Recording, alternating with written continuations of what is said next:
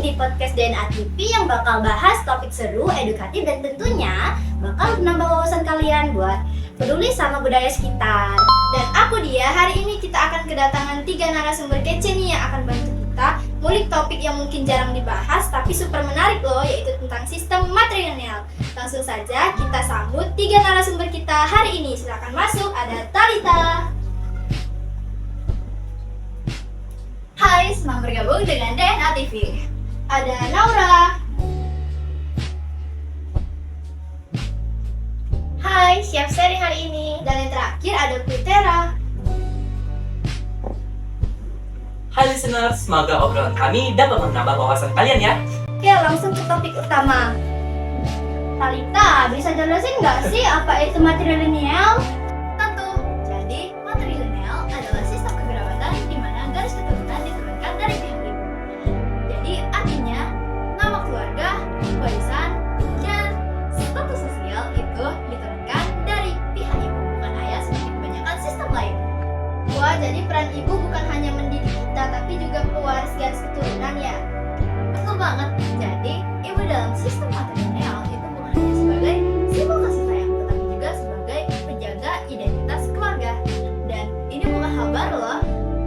Sistem ini sudah ada dari zaman nenek moyang kita, dan bahkan masih ada beberapa masyarakat yang menggunakan sistem ini. Nah, sistem ini kan nggak biasa terdengar di Indonesia. Emang ada suku yang masih jalanin matrilineal? Ada dong, salah satunya adalah di suku Minangkabau, Sumatera Barat. Benar banget.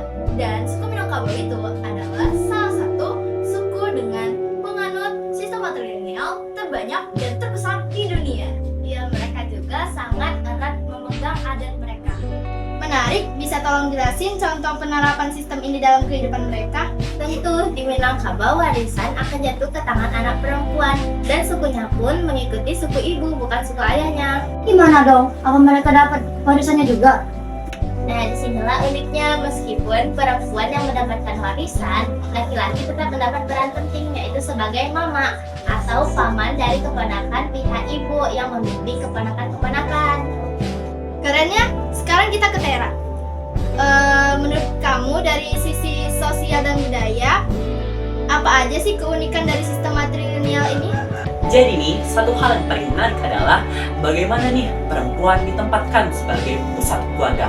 Mereka bukan hanya sebagai simbol kasih sayang saja, namun memiliki posisi yang strategis dalam keberlangsungan budaya dan warisan. Hal ini juga yang menjadi gambaran bahwa sudah sejak dulu perempuan sudah dihargai. Tapi apakah sistem ini masih relevan di era modern? Dibilang masih sih bisa, tapi ada tantangannya juga. Misalnya nih, banyak orang dari Minangkabau yang menikah dari luar adat yang menyebabkan ada benturan matrilineal dan pengaruh hukum sosial, dan juga dipengaruhi oleh faktor seperti globalisasi, modernisasi, dan lain-lainnya. Oke, jadi kita udah banyak banget nih dapat insight dari Talita, Naura, dan Tera. Sebelum ditutup, kalian punya gak nih pesan singkat gitu? Kalau dari aku sih ada ya. Bagi aku, sistem matrilineal itu mengajarkan kita bahwa perempuan memiliki peran yang sangat penting. Dan itu sudah ada sejak lama loh, jadi jangan lupa sama akar budaya kita ya. Apakah dari Naura ada? Ada. Kalau dari saya, tambah untuk Talita ya. Buat sobat-sobat DNA TV, ini bukan berarti kita anti budaya ya. Namun kita harus belajar nih, bagaimana ya budaya kita tetap terjaga dan dilestarikan seiring perkembangan zaman tanpa kehilangan keasliannya. Yuk belajar tentang budaya sendiri.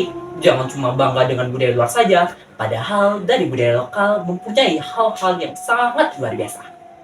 Setuju banget. Terima kasih untuk Talita, Naura, dan gue Tera atas sharingnya hari ini. Dan buat para DNA listener, terima kasih udah dengerin podcast kami kali ini. Jangan lupa follow dan share ke teman-teman kalian. Sampai jumpa di episode selanjutnya. Tetap jaga budaya dan salam